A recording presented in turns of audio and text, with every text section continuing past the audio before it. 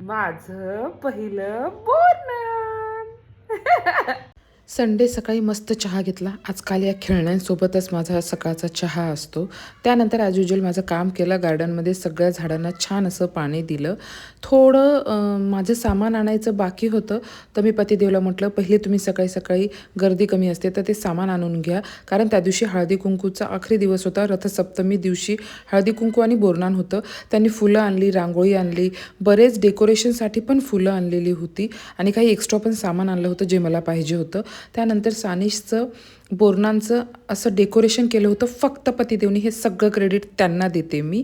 त्यानंतर मी रांगोळी काढली आणि या हिरव्या पानावर मी हळद कुंकूचं करंड ठेवलं होतं. त्यानंतर मी बोरनांची तयारी करायला लागली होती.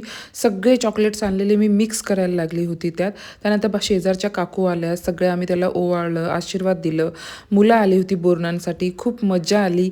काय काय केलं यासाठी मी एक मोठा व्लॉग मकर संक्रांती आणि सानिशचा बोरनांचा सॅटर्डेला अपलोड करणार आहे. तो नक्की बघा. Thank you for watching.